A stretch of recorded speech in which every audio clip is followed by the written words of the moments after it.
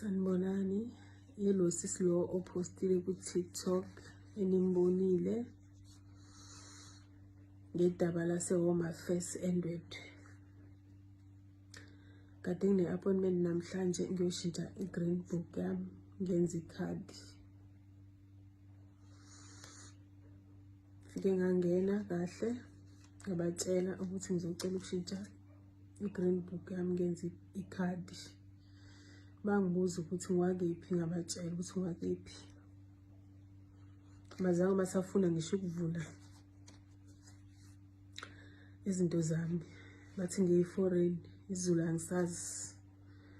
Wahamba intombazana otshela i-manager mangabize i-office, bangibuza ukuthi ngakephi, ngabatshela ukuthi ekhaya eseMpumalanga eVelverdinge ngizalelwe khona, ngafunda eVelverdinge Primary School eMpumalanga, ngisuka ngiyofunda eMngeni High School angifunde khona.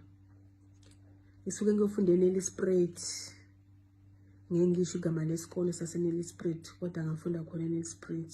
Ngihlala nosisi wami eLikasi. Ngasuka khona ngize la eDurban. La eDurban nakhona ngafika ngenza ama-short course yakhona la. Ngafuna umsebenzi, ngasebenza njengoba ngisebenza ngihlala la. Kodwa namhlanje Home Affairs bathi ngiyi-foreign, bazange bayibheka ngisho i-ID yami. Ayikho into abayi-verifyile eyami. Bathi ngiyi-foreign.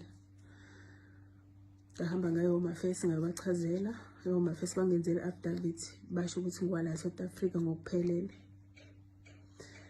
Angibuyele khona ngiyobanikeza i-affidavit. Sengifika bangivimba eminyango egeyitini, bangibamba ngeenwele ngey'mpahla, bangihudula bathi angibuyele emuva, angangeni nokungena.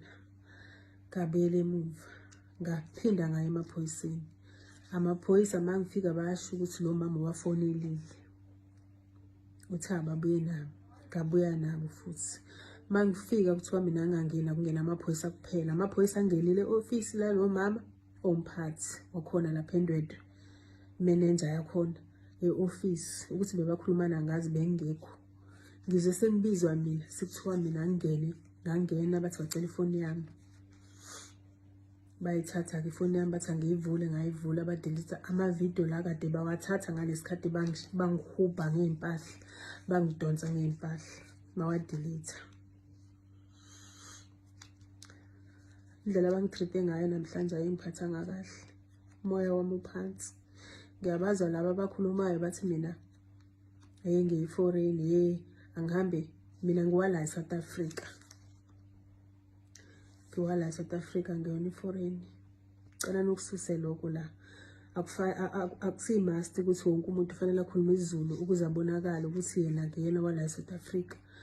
Mina ngiwase-South Africa, ngizalelwe la eSouth Africa.